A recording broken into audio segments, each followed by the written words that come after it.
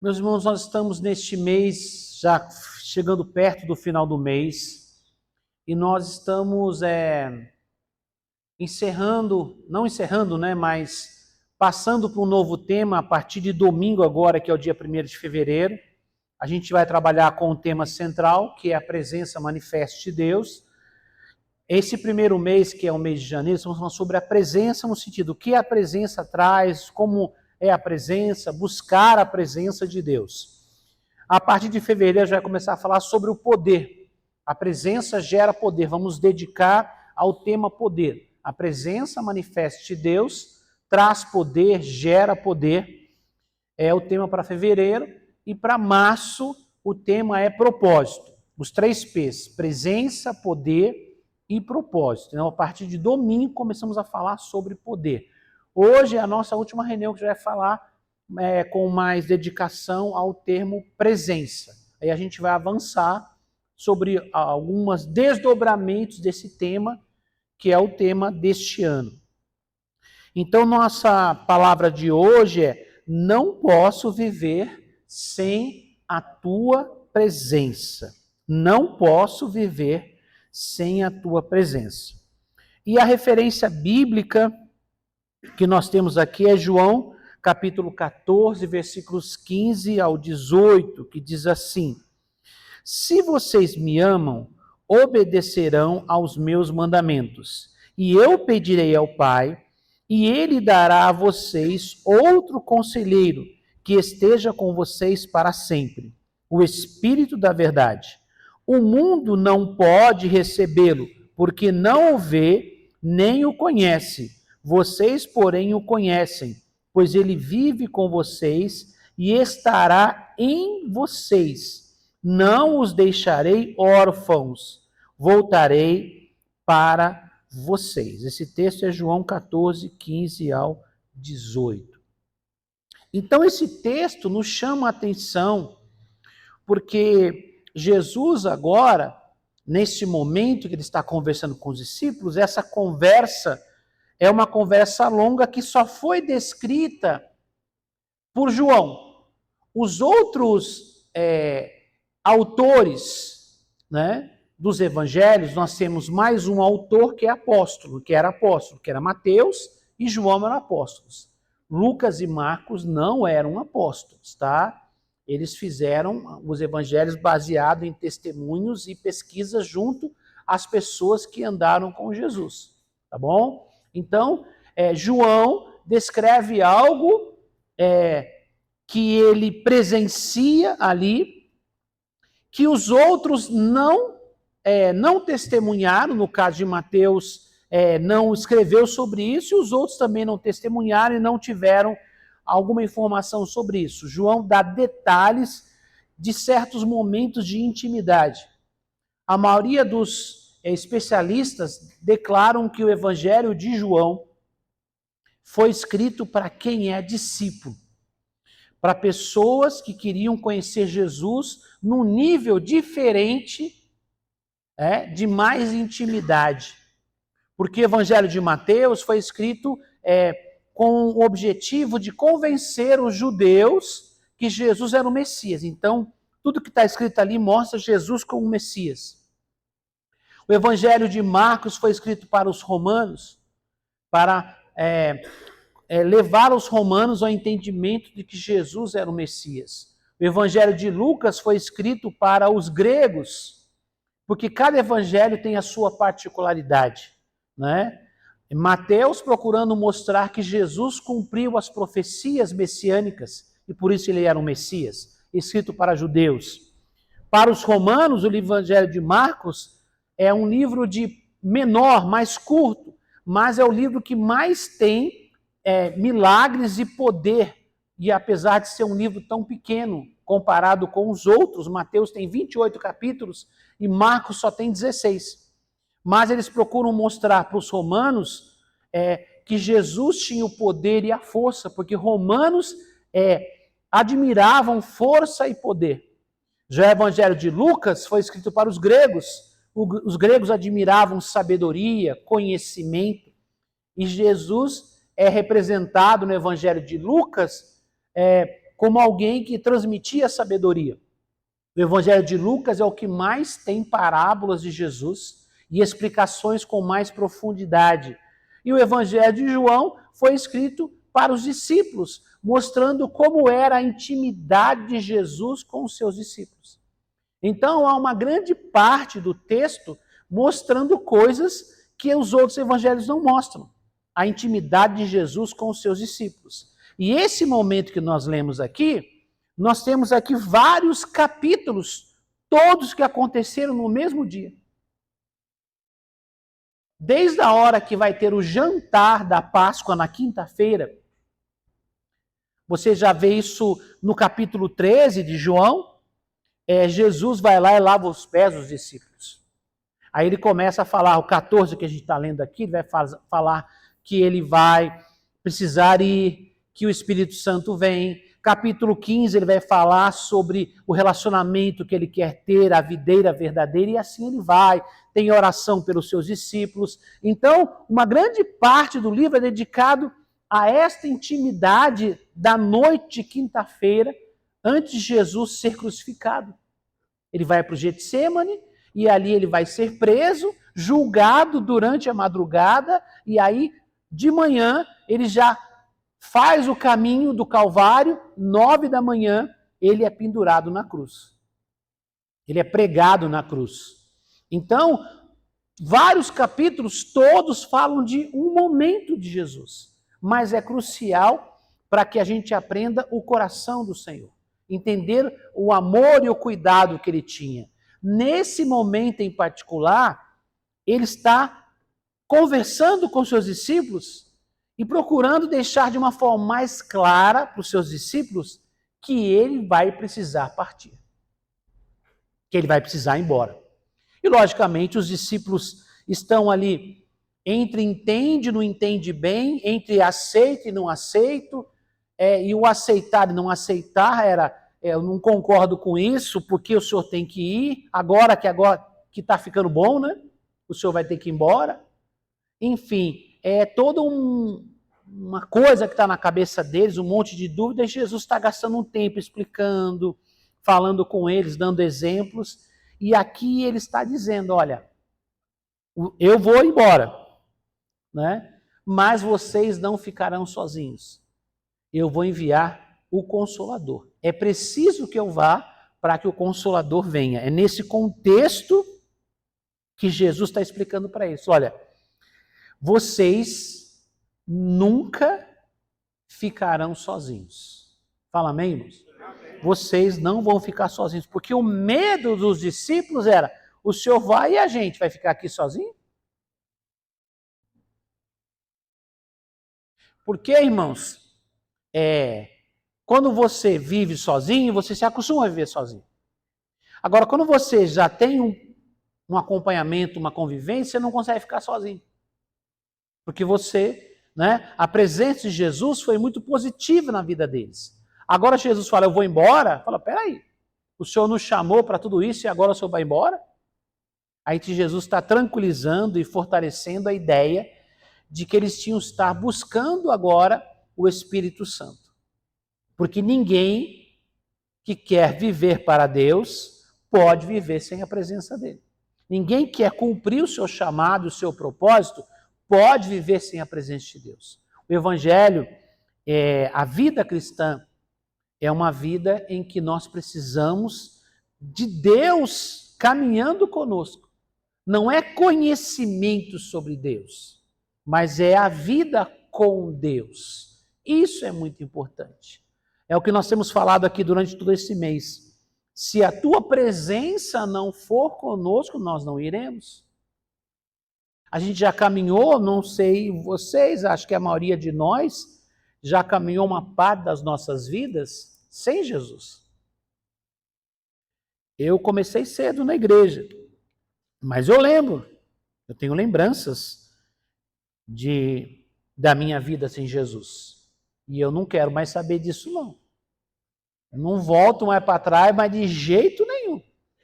Não, irmãos, eu lembro, irmãos, da minha vida sem Jesus, irmãos, era muito difícil. Irmãos. Não era só a questão do ambiente, da pobreza, dos problemas, da enfermidade da minha mãe, do vício do meu pai. Eu, dentro de mim, tinha um vazio. Quando eu era adolescente, em algum momento eu comecei a pensar que morrer era melhor do que viver. Nunca tentei nada, mas já vinha pensamentos na minha mente que se de repente eu morresse era melhor do que viver, sabe? Então, havia um peso na minha família, na minha casa, uma angústia no coração, enfim, uma série de situações. Então, quando eu lembro disso, eu falo, meu Deus do céu, eu não consigo nem imaginar a minha vida sem Jesus. Então, irmãos, quando você conhece a Jesus de verdade, você não pode mais viver sem ele. E essa é a angústia que os discípulos estão passando agora. Peraí, o senhor vai embora? O senhor vai nos deixar? E agora? Como é que nós vamos fazer? Como é que nós vamos fazer? Aí Jesus está apresentando um caminho para eles, que é o caminho que todos nós precisamos seguir. O caminho da busca por ter a presença de Deus em nossas vidas. Porque sem ele a gente não pode mais viver. Fala amém? Então, olha lá, continuando aqui. Jesus nunca nos chamou para uma caminhada solitária. Em João capítulo 14, versículos 15 a 18, ele deixa isso claro ao prometer que após sua partida não nos deixaria órfãos. O Pai enviaria o Espírito Santo, o Consolador, para estar conosco e mais do que isso, habitar em nós. Agora o nível é mais alto. Como assim o nível é mais alto? Mas Jesus, estando presente, não era o nível mais alto? Não. Eu sei, irmãos, que provavelmente qualquer um, a maioria de nós, acredito quase todos nós, em algum momento já tivemos aquele pensamento, puxa, se eu pudesse estar com Jesus pessoalmente, né, em carne e osso, dar um abraço nele, não é isso? Vocês já pensaram nisso? Eu já pensei isso um monte de vezes. Dar um abraço nele, poder sentar e ali ouvir Jesus falando, né? Coisa linda, né, irmãos? Mas aqui, irmãos, o que Jesus está dizendo é mais do que isso. Jesus estava entre eles, mas Jesus ia para um lugar, eles ficavam sozinhos. Jesus subia para o monte orar e eles ficavam lá embaixo. Em algum momento, Jesus foi orar, eles foram atravessar o mar e estavam sozinhos. Então, Jesus, num corpo físico, ele só podia estar em um lugar de cada vez. Agora, Jesus fala o seguinte, eu não vou deixar vocês sozinhos. Eu preciso ir, o Pai vai enviar o Espírito Santo e ele vai estar no meio de vocês, mais do que isso, ele vai estar dentro de vocês. Então, é mais do que ter alguém do lado, é você ter o Espírito Santo, você ter Deus em você. É muito melhor e é muito maior, fala amém. Né? Se Jesus estivesse vivo aqui, como ele estava naquela época aqui na terra, com o corpo físico, como é que a gente ia administrar a ida de Jesus para os lugares? Já pensou? Jesus tinha que estar, sei lá, nos Estados Unidos, depois tinha que estar lá, sei lá, num país da África, num país da Ásia, talvez ele viesse aqui no Brasil fazer como se fala assim, uma cruzada, né, cena? Aí a gente ia pegar uma fila gigante, quem sabe para poder ver Jesus de longe, lá do gramado, das arquibancadas. Tudo bem que era Jesus é maravilhoso, valeria o esforço de ficar na fila, tomar um sol na cabeça, passar o dia na fila, né? Mas, irmãos, agora nós temos Deus em nós. Isso é muito maior. Isso é muito mais poderoso. A gente às vezes não tem consciência do que Jesus está dizendo. Os discípulos não conseguiam compreender aquilo. A gente ainda tem mais facilidade de compreender porque a gente já conhece a história. Para os discípulos era difícil, primeiro porque eles não tinham ideia do que era o Espírito Santo. Como é que isso ia acontecer? Quem era o Espírito Santo? Como é que ele ia se manifestar na vida das pessoas? Eles não sabiam. Eles não tinham ideia. Então, por isso, mas nós já sabemos como o Espírito Santo é. Como o Espírito Santo atua, como ele está em nós, como são os seus dons, como são os seus frutos, como é a vida de quem tem o Espírito Santo. Então, irmãos, para nós está mais simples do que para eles. Aí a pergunta é, e por que a gente não está buscando como deveria buscar? E por que a gente não está vivendo como deveria viver? Essa é a grande questão. A gente olha para os discípulos, talvez os julgue. Ah, mas eles não estão acreditando muito. Ué, irmãos, eles não tinham referência nenhuma para crer. Era a palavra de Jesus. Tudo bem, era a palavra de Jesus, era importante? Claro que era. Mas eles não tinham onde buscar, era só crer. A gente já tem conhecimento e experiência e muitas vezes não estamos buscando. Né? Eles assim, ó, a presença de Deus não seria mais limitada a um lugar físico, como Jesus, só podia estar num lugar de cada vez, mas passaria a viver dentro do coração dos que o amam e guardam seus mandamentos. Então a promessa era Jesus passaria a habitar na vida das pessoas, né? Na pessoa do Espírito Santo, das pessoas que amam e guardam os seus mandamentos. Essa promessa revela uma verdade essencial. A vida cristã é impossível sem a presença do Espírito Santo. E eu coloquei aqui, ó, que é uma pessoa. Não se trata apenas de força, consolo ou direção, mas de relacionamento. Por que estamos falando de relacionamento? Porque o Espírito Santo, ele não é uma coisa, ele não é uma energia. Pastor, o Espírito Santo tem uma energia? Tem. Pastor, o Espírito Santo é força? Não, mas ele tem força, ele tem poder, tem tudo isso. Mas ele não é só isso. O Espírito Santo é uma pessoa. Ninguém se relaciona com força, com energia. Não dá para conversar, não dá para se relacionar. Porque são coisas. Agora, o Espírito Santo é uma pessoa. Então, ele tem personalidade. Quando nós lemos o Espírito Santo manifestando na vida das pessoas, ele tem personalidade. Ele fala, o Espírito Santo falando, ele conversa com as pessoas. A Bíblia diz que quando Pedro está ali em Atos, eu acho, se não me engano, Atos 5, quando há aquele episódio triste da morte de Ananias e Safira, é capítulo 5 de Atos, é isso? Ali eles estão conversando e Pedro fala para Ananias assim, né? Por que você mentiu para o Espírito Santo?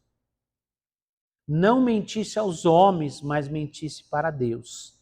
Ali, Pedro dá dois princípios fundamentais sobre o Espírito.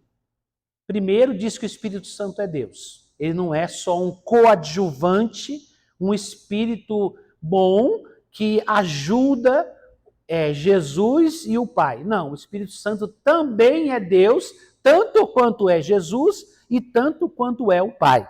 É uma trindade, né? E também fala, você mentiu para o Espírito. Alguém pode mentir para uma força, para uma energia? Ela não tem vida, só pode mentir se for para outra pessoa, para alguém que tem vida, que tem raciocínio, que tem, né? A Bíblia diz que o Espírito Santo tem sentimento, fala que ele tem ciúme de nós, fala, não entristeçais o Espírito Santo. Como é que você entristece uma força, uma energia? Não tem como, ele é uma pessoa. O Espírito Santo é uma pessoa, fala amém, e ele está aqui entre nós e está em nós, fala amém. Então ninguém pode viver a vida cristã sem ter um relacionamento. Relacionamento, porque ele é uma pessoa. Então, se você quer conviver com ele, é preciso que se tenha relacionamento. Porque ele é uma pessoa, eu sou uma pessoa, tenho uma personalidade, tenho um perfil, e o Espírito Santo também é uma pessoa, tem a sua personalidade, tem o seu jeito.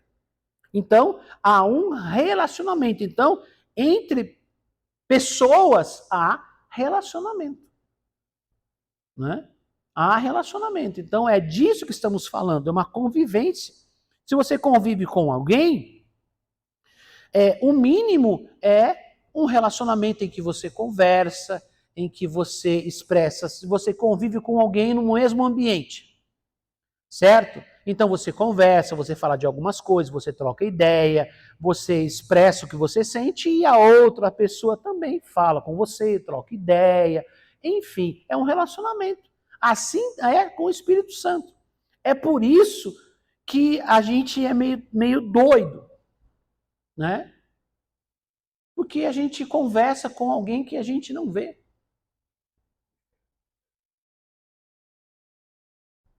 Mas a gente sabe que ele está com a gente. Fala amém, irmãos? A gente sabe, isso é fé, e é uma fé com baseado em fatos. Para nós, pode não ser comprovado pela ciência, mas para nós são fatos. Né? São reais o que nós vivemos e o que nós sentimos. Alguém diz assim que nós somos doidos. Se isso é ser doido, nós somos doidos mesmo. Certo? Somos doidos, né? Mas eu pergunto para você, entendeu? O mundo hoje está muito doido. Eu acho que nós não somos tão doidos assim. Eu acho que nós estamos até normal. Não é? Ué? Se um ser humano que pensa, que raciocina, né? Que essa é a característica do ser humano, segundo a ciência, é dito que nós somos os animais racionais. Tem os animais irracionais e os animais racionais, né? O animal racional qual é? O ser humano, tá? É o ser humano. Isso é o que a ciência fala. Nós não cremos que somos animais.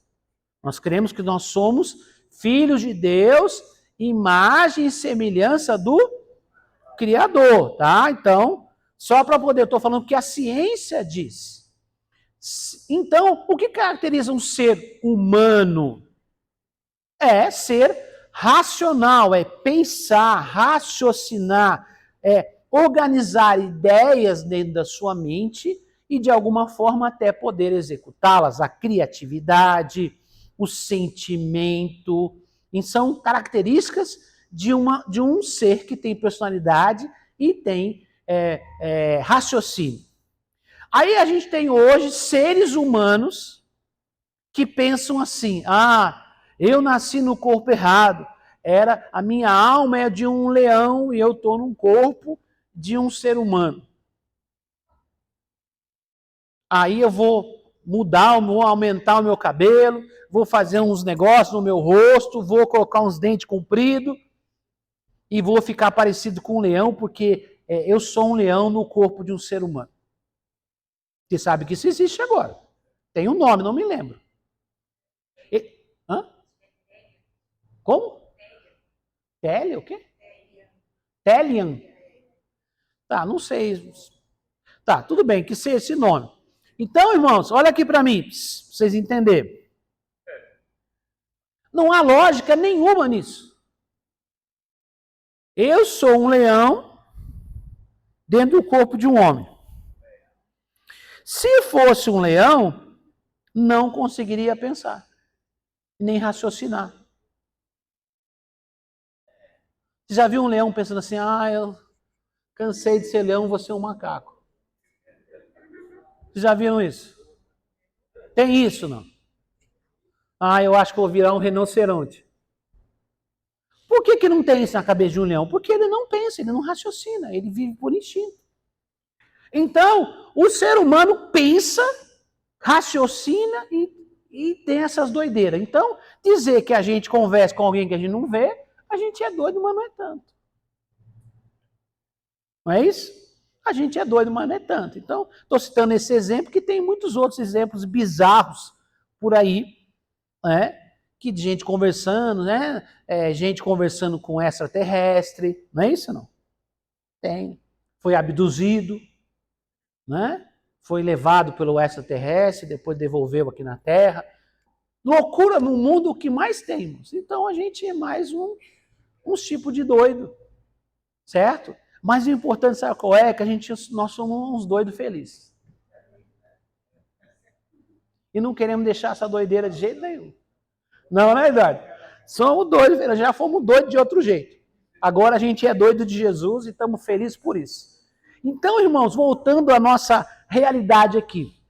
O Espírito Santo é uma pessoa E por ser uma pessoa, eu me relaciono com ele, eu converso com ele, eu ouço a voz dele, eu entendo o que ele quer, às vezes por uma voz, às vezes por um sentimento, por algo dentro de mim, porque ele está em mim, está no meu espírito, o Espírito Santo habita no meu espírito, habita dentro de mim, então ele consegue falar com o meu espírito. Então, dentro de mim, eu posso entender a voz de Deus. Talvez não a ouça como uma voz natural do mundo físico, porque é espiritual. Mas ele fala comigo, ele fala com você. Fala, amém, irmãos? Ele nos ensina, ele nos corrige, a Bíblia diz que ele nos consola, ele nos convence do pecado, então ele é uma pessoa. E se ele é uma pessoa, ele não deveria ser desprezado em nossa vida.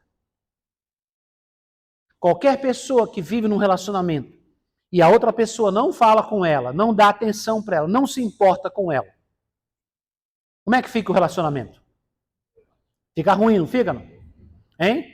Você convive na mesma casa que alguém, você não fala com ela, não olha para ela, não dá atenção, nem fala, nem ouve. Não fica ruim? Fica ou não fica? Mas tem muito crente que está assim. Ele está de mal com o Espírito Santo. Ele está fazendo de conta que o Espírito Santo não está ali. Vive como se o Espírito Santo não estivesse ali. Né? Enfim, irmãos, mas a gente sabe que para viver a vida cristã de verdade, não basta vir à igreja ou seguir alguns rituais religiosos. O mais importante da vida cristã é ter relacionamento com Deus. Pastor, vir à igreja é importante? Sim. Ter comunhão com os irmãos é importante? Sim, é muito importante. Mas nós já conhecemos situações na história que estão além da força e a capacidade das pessoas, em que eles não puderam estar mais, talvez, numa igreja, não puderam, às vezes, nem congregar com outros irmãos. A história mostra muitos episódios assim, episódios mais recentes, e alguns estão acontecendo neste momento em algumas partes do mundo, em que pessoas foram proibidas de servir a Deus, de ir para uma igreja, de ter uma Bíblia. Alguns foram separados dos irmãos e da família por causa da sua fé.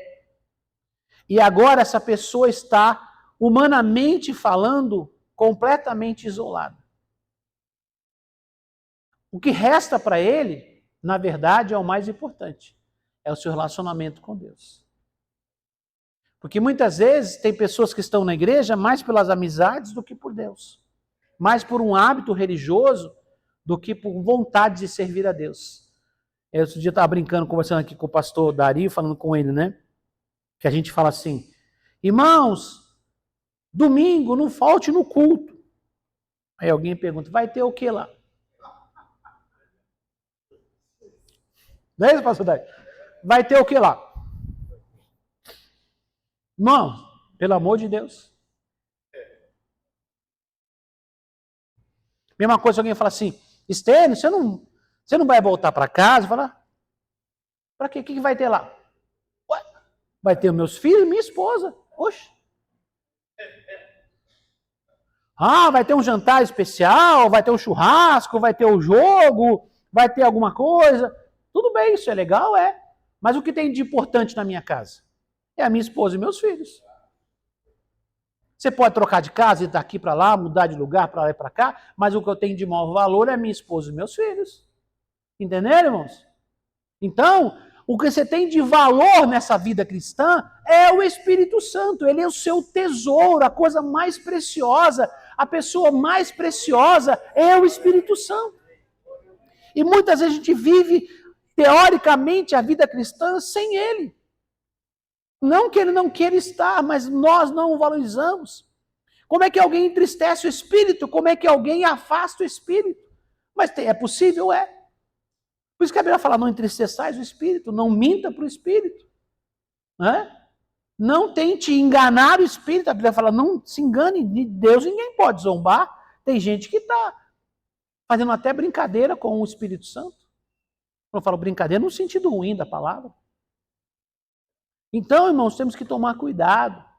O bem mais precioso é o Espírito Santo. Mais do que lugar, estrutura, tudo que nós temos, mais do que qualquer coisa, Se você tiver o Espírito Santo, você nunca estará sozinho. Você pode ficar isolado, pode te jogar num lugar que não vai ter ninguém, né? Não vai ter nada. Mas se você tiver o Espírito Santo, você vai ter o bem mais precioso. E ninguém pode roubar isso de você se você não entregar. Se você não entregar, ninguém tira isso de você. Mas tem muita gente que está, jogando fora o Espírito Santo na sua vida. Trocando o Espírito por pecado, por prazeres atuais. A Bíblia diz que Saul desprezou o Senhor, desprezou a bênção. Lá em Malaquias, no capítulo 1, o Senhor fala assim: amei Jacó e desprezei Esaú. Nós já falamos sobre isso aqui. E quando você vai lá em Gênesis, diz que Esaú trocou a bênção, que era a promessa que Deus estaria com ele seria um instrumento nas mãos de Deus. Não era só uma promessa de receber uma herança, não. A herança era dele mesmo, ele era o filho mais velho, não era herança de dinheiro. Era a herança abençoada, né? A promessa de Deus, ele desprezou a promessa de Deus. A Bíblia diz que depois que ele entregou a sua bênção, falou: de que me serve a bênção de Deus, a primogenitura, se eu estou morrendo de fome? E a Bíblia diz que ele comeu, encheu a barriga, e o texto de Gênesis diz assim: e assim Esaú desprezou a bênção. Aí você vê lá em Malaquias o Senhor dizendo: amei Jacó e desprezei Esaú. Por que Deus desprezou Esaú? Porque primeiro ele desprezou ao próprio Senhor. Então, cuidado com o que você troca pelo Espírito Santo. O bem mais precioso que você tem. Irmãos, o Espírito Santo, ele é tão importante que na época antes de Jesus, pastor, antes de Jesus já existia o Espírito Santo? Irmãos, o Espírito Santo é Deus. Vale a mesma pergunta. Antes de Jesus estar aqui na Terra, Jesus já existia? Sim. Não existia num corpo físico, como um ser humano. Mas ele também já existia. Então você tem muitas provas na Bíblia, a manifestação do próprio Jesus. Melquisedeque recebendo o dízimo de Abraão. Hebreus fala que Melquisedeque é a figura de Jesus. Né? Enfim, outros textos que não dá tempo de citar aqui. Mas quando Deus cria o ser humano, ele fala: façamos o homem à nossa imagem e semelhança. Tá? Então, irmãos, plural, né? Quando Deus desce e confunde as línguas em Babel, o Senhor fala: eia, desçamos e confundamos. Plural. Então, irmãos, o Espírito Santo já estava ali, o Senhor Jesus já estava ali, o Pai, a Trindade já estava ali desde o começo de tudo. Fala amém. Então, irmãos, no Antigo Testamento, raras vezes, e às vezes uma pessoa, numa geração inteira, dentro de Israel, não era no mundo inteiro não, dentro de Israel, tinha um homem e uma mulher que recebia o Espírito Santo e profetizava, e falava uma palavra, e tinha um poder para realizar certas coisas. Mas, irmãos, Deus mudou isso. E o profeta Joel profetizou dizendo, né, que o Espírito seria derramado sobre toda a carne. Isso parecia uma loucura. Aí quando os apóstolos e aquele grupo que a igreja, no dia de Pentecostes, aquele grupo está reunido no cenáculo, recebe o Espírito Santo, depois daquele momento, Pedro começa a falar e ele fala: hoje cumpre-se a promessa de Joel. Agora o Espírito Santo está em nós. E não só em Pedro como líder, mas em todo aquele povo que estava ali buscando. Estavam ali os apóstolos? Estavam. Só eles receberam o Espírito Santo? Não. Estavam ali os irmãos de Jesus? Estavam. Só eles receberam o Espírito Santo? Estava ali Maria, a mãe de Jesus, e as outras Marias, só elas receberam o Espírito Santo? Não, porque eram 120 pessoas, tinha pessoas de todo tipo. Pessoas que a gente nunca ouviu o nome e nunca vai saber. Mas todos eles foram cheios do Espírito Santo, por quê? Porque todos eles estavam buscando. Então hoje nós temos um privilégio, e talvez por termos esse privilégio, nos acostumarmos com esse conceito que o Espírito Santo está em nós, nós estamos desprezando o tesouro maior que existe nesse mundo. Paulo fala que há um tesouro precioso em vasos de barro. O que vale não é o vaso, é o tesouro que está lá dentro. Você está entendendo? Nós somos o vaso que não vale. O nosso valor está no Espírito Santo que está em nós. Se nós não temos o Espírito, nosso valor cai. É o que tem dentro. Não é a caixa. Não é a embalagem. Né? É o tesouro que está lá dentro. O tesouro é o Espírito Santo, que nos redimiu, que nos alcançou, que nos viu no nosso pecado, na nossa destruição, nosso caminho de destruição e de morte, de vícios, de prostituição, de um monte de coisa errada, nos amou, e ali ele teve como instrumento pessoas que tinham o Espírito Santo, que pregaram para nós, que testemunharam para nós, que oraram por nós, que choraram por nós, que jejuaram por nós, mas quem as movia é o Espírito Santo, para poder nos alcançar, porque ele nos ama, fala amém. E a maior alegria do Espírito é relacionamento conosco. O que ele quer de nós? Relacionamento. Ele quer relacionar-se conosco. Jesus morreu na cruz para que o homem pudesse relacionar com Deus. Agora a gente tem tudo isso, todo esse privilégio, e você está deixando o Espírito Santo de castigo. Deixando o Espírito Santo de lado. Quer viver uma vida cristã sem Cristo? Pastor, isso é possível? Claro que não. Mas tem muita gente vivendo uma vida cristã sem Cristo. Tem gente que se autoproclama cheio do Espírito sem o Espírito. Com dons sem o Espírito Santo. Alguma coisa está errada.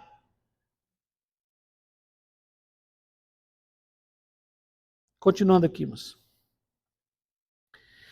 Vamos lá, continuando. Não se trata apenas de força, consolo ou direção, mas de relacionamento. É o que eu acabei de falar. É o Espírito que nos convence, nos guia, nos fortalece e mantém viva a nossa comunhão com Deus. Então o Espírito Santo convence, guia, fortalece e mantém viva a nossa comunhão com Deus. Olha quanta coisa. A lista é muito maior, aqui tem algumas coisinhas só. Viver sem essa presença é tentar seguir a fé apenas com esforço humano. E isso sempre nos levará ao cansaço e à frustração.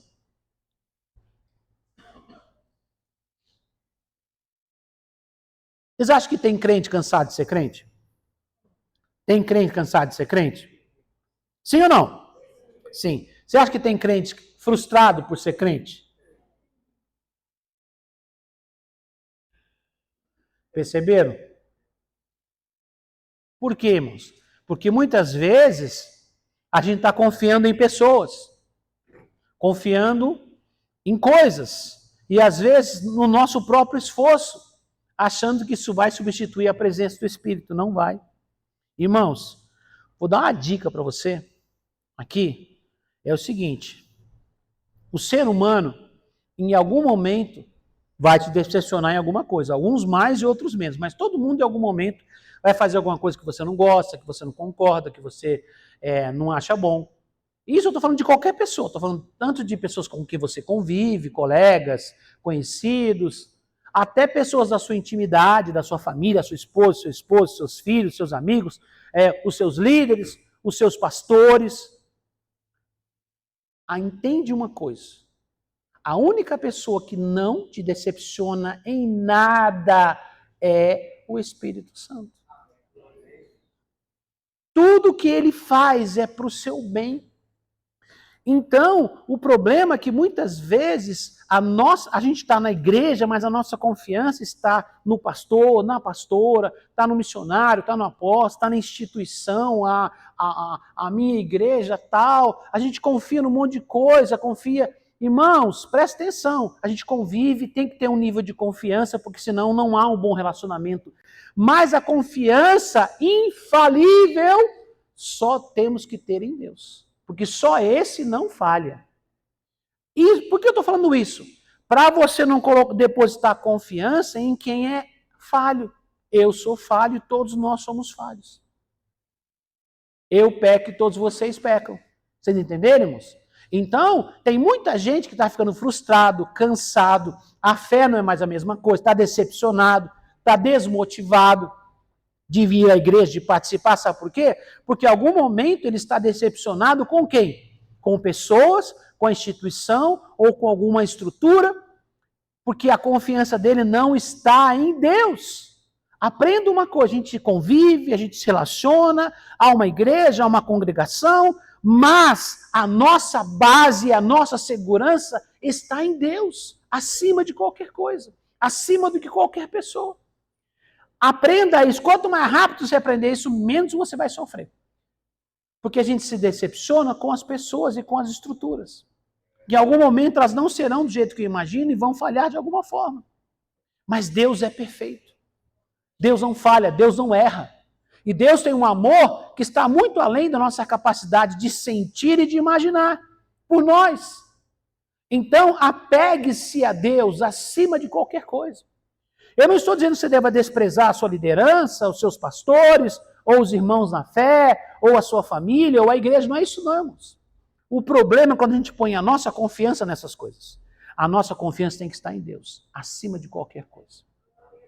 Que quando a gente põe a confiança nessas coisas e elas falham conosco, a gente fica decepcionado, fica desmotivado. A gente quer sair da igreja, a gente quer deixar a fé, largar Jesus. Essa é a verdade. Então, irmãos, nós estamos dentro de uma estrutura em relacionamento com pessoas. Mas a nossa confiança absoluta tem que estar no Senhor nosso Deus. Pode ter certeza disso, tá? Vamos lá, continuando aqui. Certa ocasião, enquanto comia com eles, deu-lhes esta ordem: não saiam de Jerusalém, mas esperem pela promessa do meu Pai, da qual falei a vocês. Pois João batizou com água, mas vocês serão batizados com o Espírito Santo dentro de poucos dias. Jesus reafirma essa dependência em Atos 1, 4 e 5. Esse é o texto que nós vemos, Atos 1, 4 e 5. Quando ordena aos discípulos que não se afastem de Jerusalém, mas esperem a promessa do Pai.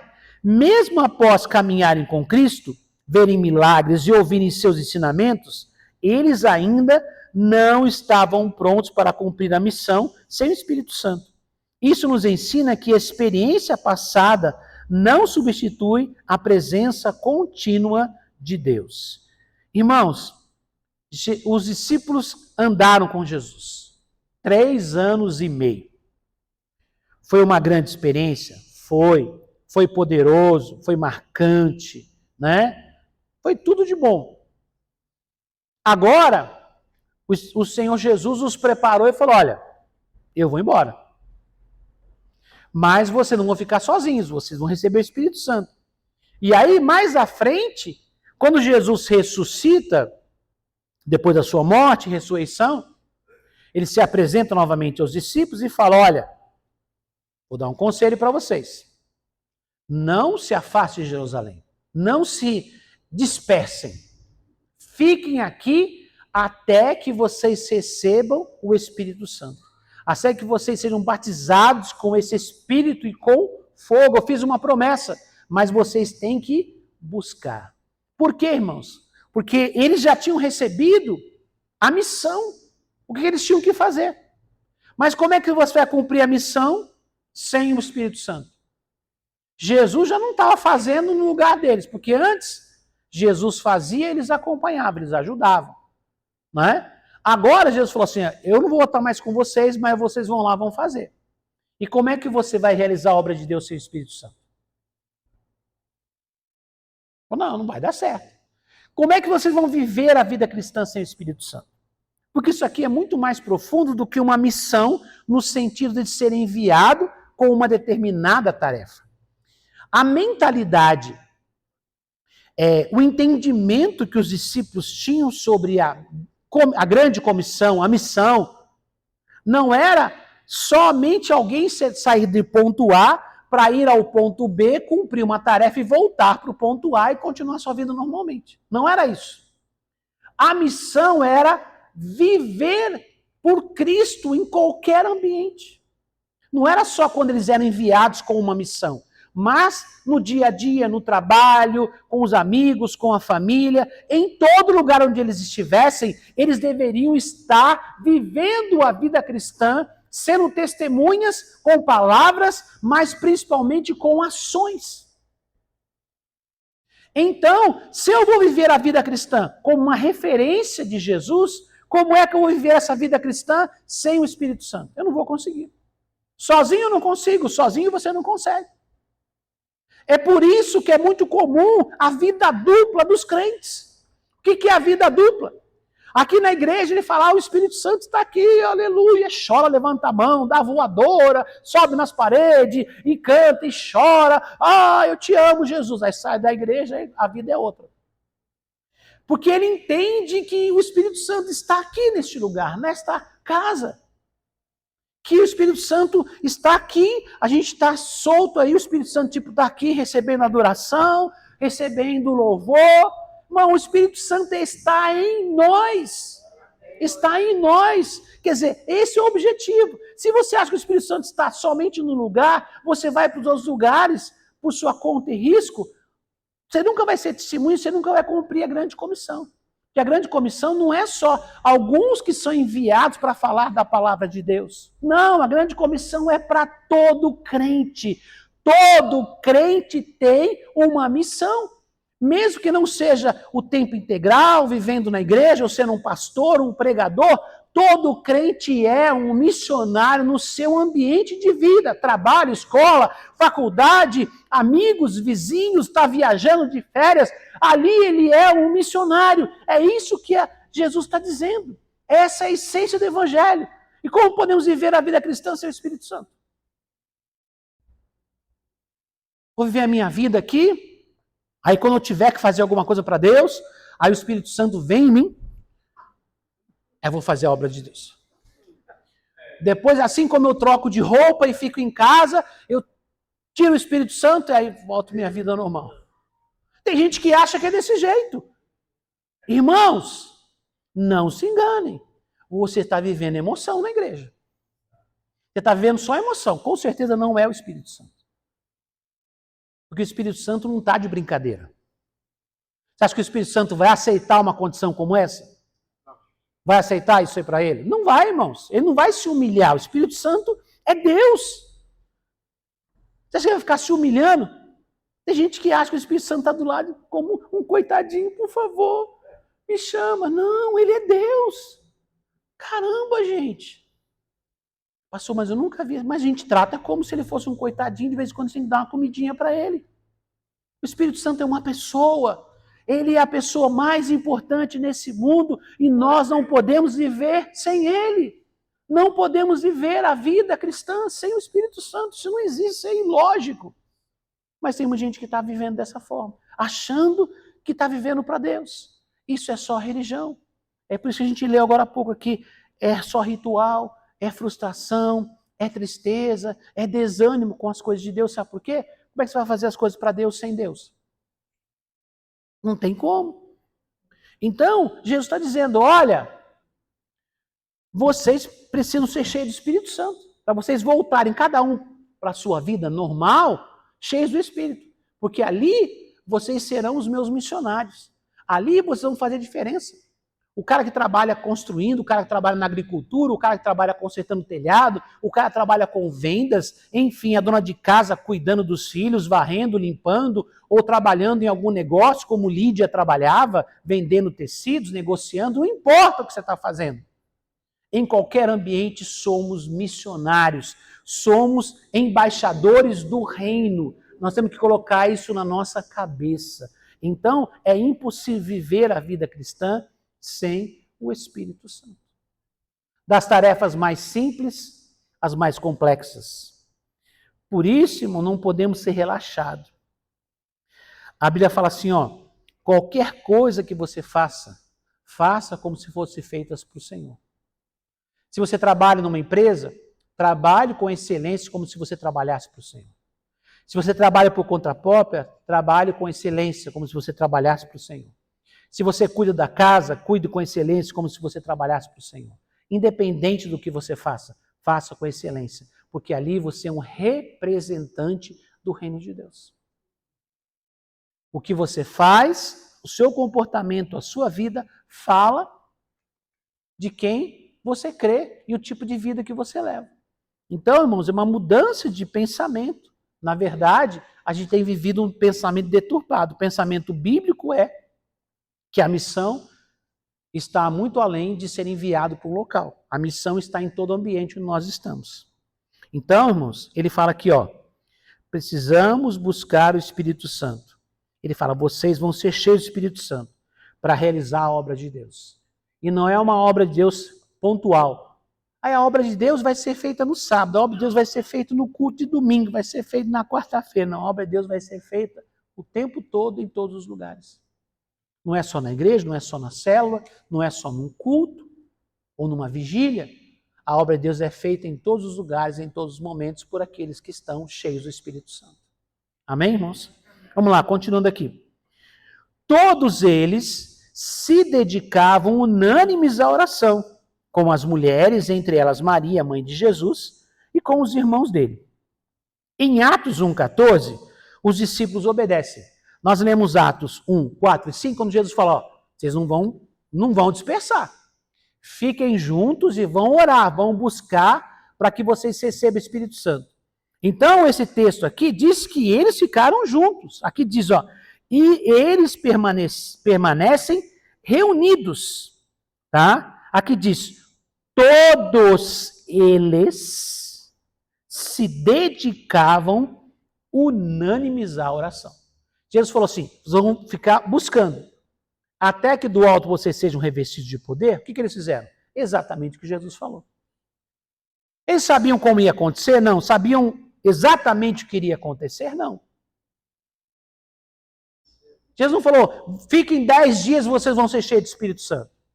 Porque a gente sabe hoje que foram 10 dias, mas eles não sabiam quantos dias seriam.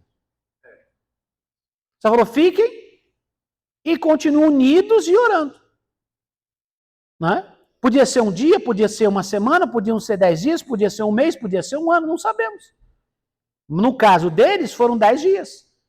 Porque Jesus ressuscitou e ficou 40 dias andando entre os discípulos. E ele subiu aos céus. E eles ficaram reunidos esses 10 dias. Todos os dias se encontravam, eles não dormiam ali, tá? Ali não era um lugar de dormir. Cada um tinha sua casa, em algum momento eles iam para casa, revezavam em oração, e eles procuravam estar o maior tempo possível reunidos. Talvez não pudesse estar o tempo todo, porque eles tinham casa, família, filho para cuidar. Tá? Vamos ser realistas aqui, irmãos. Senão a gente fala, não, largaram tudo. Não, ninguém vai largar filho 10 dias em casa e ficar lá orando. Vamos ser bobo também não, né? Tá? Então, irmãos, o tempo que eles podiam, eles estavam ali. Então, existia um local que eles se encontravam para orar. Oravam de dia, oravam de noite, estavam orando 10 dias. O tempo que dava. No domingo, a Bíblia diz que eles estavam reunidos ali domingo pela manhã. E aí eles foram cheios do Espírito Santo. Tá? Logo pela manhã. Se passaram uma vigília, não sei. Tá? Por quê, irmãos? Porque lembrando que naquela época, o dia que era o dia do descanso era o sábado, não era o domingo. A gente às vezes pensa no domingo como o nosso domingo de hoje, né? Ah, eles passaram vigília de sábado para domingo, porque domingo eles não trabalhavam. Não, irmão, domingo eles trabalhavam. Era sábado que não trabalhavam. Domingo era como se fosse tipo a nossa segunda-feira. Né? Mas foi nesse dia que eles foram cheios do Espírito Santo. Então não havia um dia específico, eles obedeceram. E o dia que Deus entendeu que era o dia certo, planejado por Deus, que era a festa de Pentecostes, lembrando que Pentecostes não quer dizer a descida do Espírito Santo. Pentecostes era uma festa judaica que acontecia uma vez por ano. Estava na festa de Pentecostes, estrangeiros, judeus que moravam em outros países e gentios, não judeus convertidos ao judaísmo, vinham a Jerusalém para adorar. Então, a cidade estava lotada de gente de fora, além do povo de lá.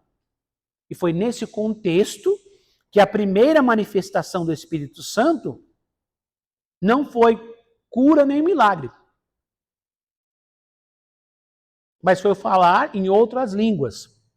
E falar em outras línguas em Atos 2 não é falar a língua que a gente chama aqui de línguas estranhas ou língua dos anjos. Não. Aqui eles falavam um outro idioma.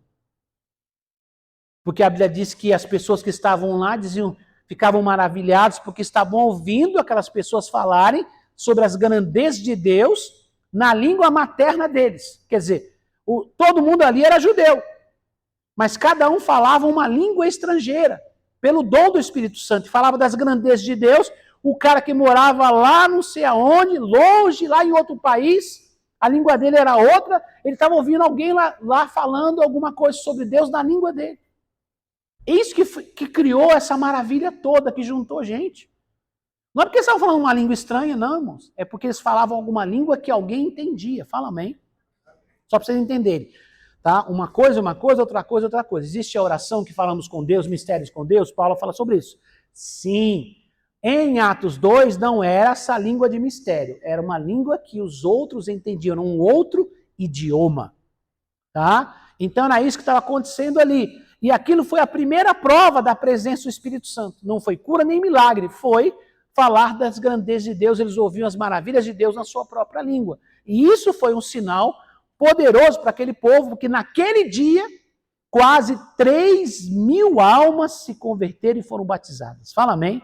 O primeiro culto já foi de rachar.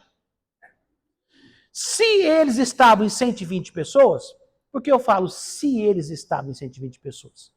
Porque o texto que fala de 120 pessoas está em Atos 1, que ainda está no começo da busca deles dos 10 dias. Se naquele momento tinha os 120, a Bíblia não fala. A Bíblia fala que eles se reuniam, havia cerca de 120 pessoas. Vamos deixar que seja 120, tá? Para não criar polêmica teológica, tá? Vamos dizer que sejam 120, tá? 120 pessoas ali. E Deus salvou, a igreja tinha 120 crentes. E no outro dia tinha 3.120. Cresceu mais ou menos, né? Cresceu mais ou menos. Então, irmãos, muito rápido, poderoso, um sinal. Por quê, irmãos? Porque aquele mover que acontecia ali não foi produzido pelos apóstolos, foi produzido pelo Espírito. Entenderam, irmãos? Muitas coisas que nós fazemos na boa vontade, na boa intenção, às vezes é só produção humana. O que nós precisamos é da unção do Espírito, para que Deus possa fazer o que Ele quer fazer. Eu não estou dizendo que eles não possam se organizar, fazer coisa bonita, organizada, bem feita. Não tem problemas, não. Tem coisa que Deus faz automaticamente, tem coisa que Deus dá plano e dá projeto. Tá? Mas uma coisa tem que ficar clara. Nós não podemos viver a vida cristã, seja dentro ou fora da igreja, sem o Espírito Santo. Nós precisamos da presença do Senhor em nossas vidas. Se queremos a presença, temos que nos relacionar com essa presença que é o Espírito Santo. Quem está entre nós hoje? É o Espírito Santo. Então, com quem temos que nos relacionar? É com o Espírito Santo. Você tem conversado com o Espírito Santo? Você tem dado atenção para o Espírito Santo? Você tem buscado direção do Espírito Santo? Você tem aberto seu coração para o Espírito Santo? Você tem adorado o Espírito Santo? Ele está com você. E aí? Ou você não liga mais, deixou ele de lado? Ou só chama o Espírito Santo quando você vem para a igreja?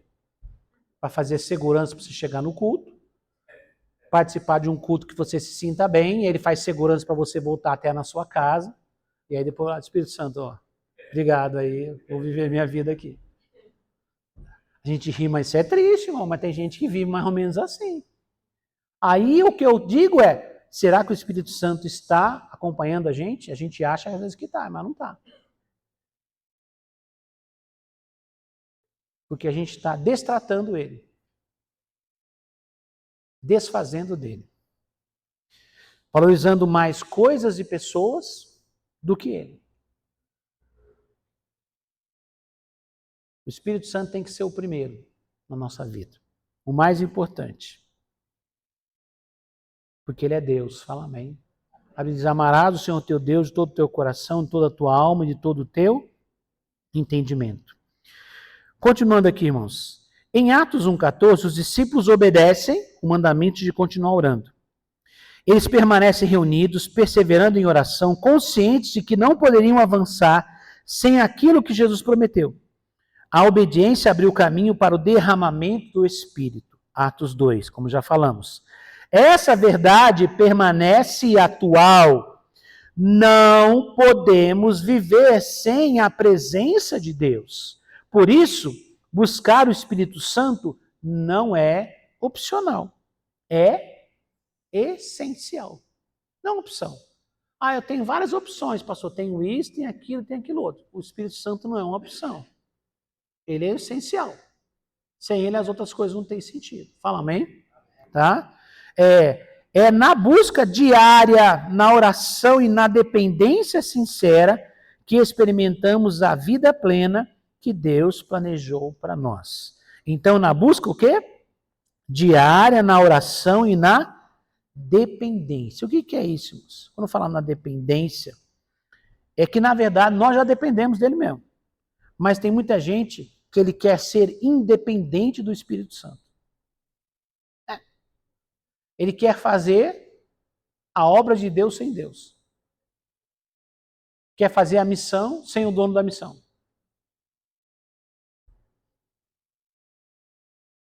É por isso que tem tanta coisa esquisita acontecendo, irmãos. É que tem gente tentando fazer a obra de Deus sem Deus. Não vai dar certo. Não vai funcionar. Irmãos, nós precisamos do Senhor para tudo, em tudo. Ele é tudo para nós. Fala amém.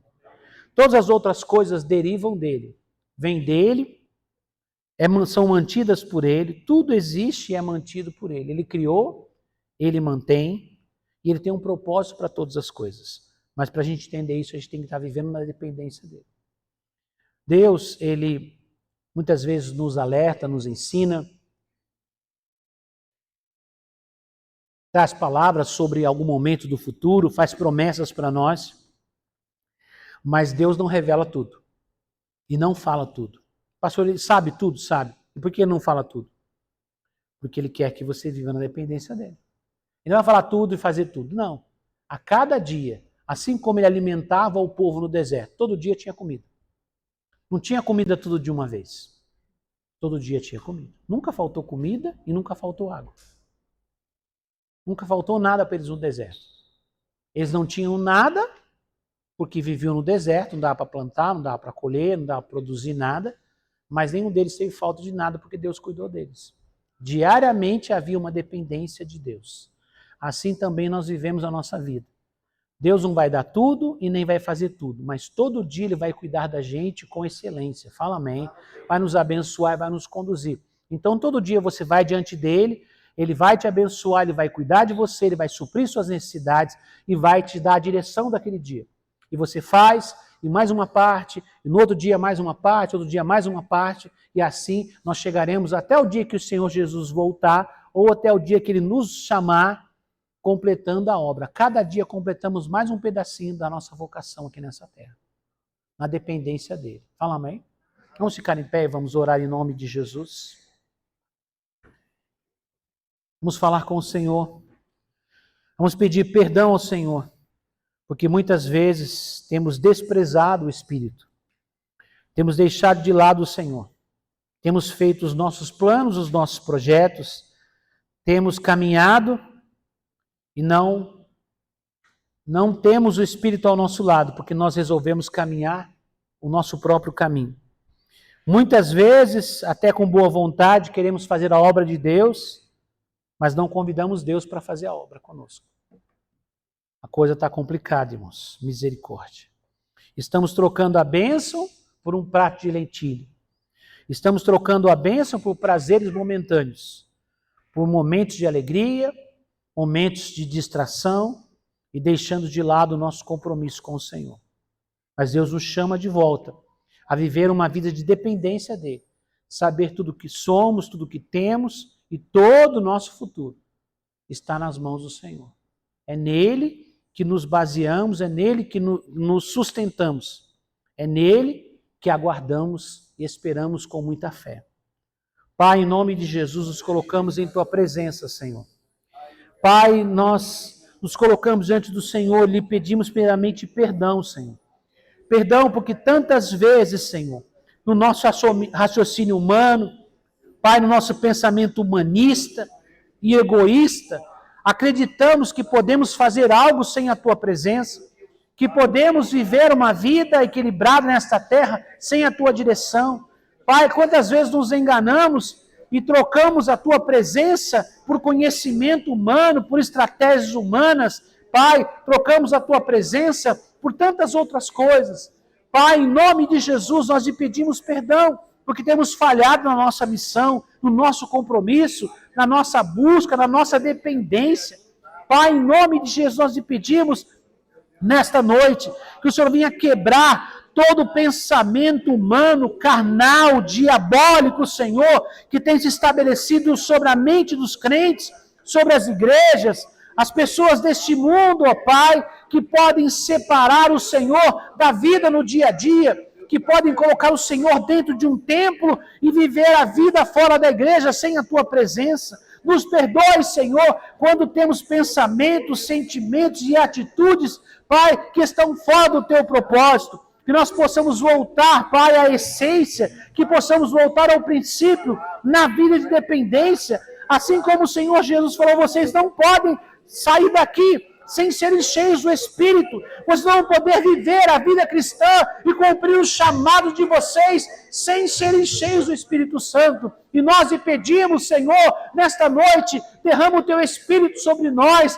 Ah, Pai, desperta aquele que está dormindo, aquele, Pai, que perdeu a tua presença, traz de volta, Senhor, perdoa-nos com o poder do sangue de Jesus, Pai, por coisas que falamos, por coisas que fazemos, Pai, em nome de Jesus, que estão contra a tua vontade, contra o teu propósito, Senhor. Nós queremos nos realinhar com a tua palavra, com a tua verdade, queremos viver na dependência do Senhor a cada dia.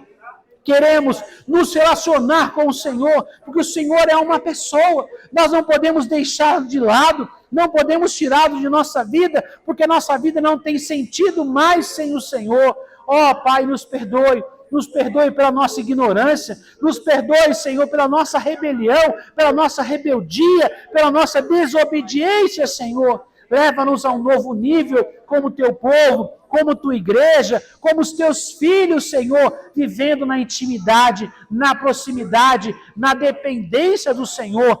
Encha-nos com o teu Espírito, Senhor, com o teu poder, com a tua unção, para que possamos cumprir o nosso propósito nessa terra e viver a vida que lhe agrada, Pai. Nós lhe pedimos, em nome de Jesus. Amém. E amém.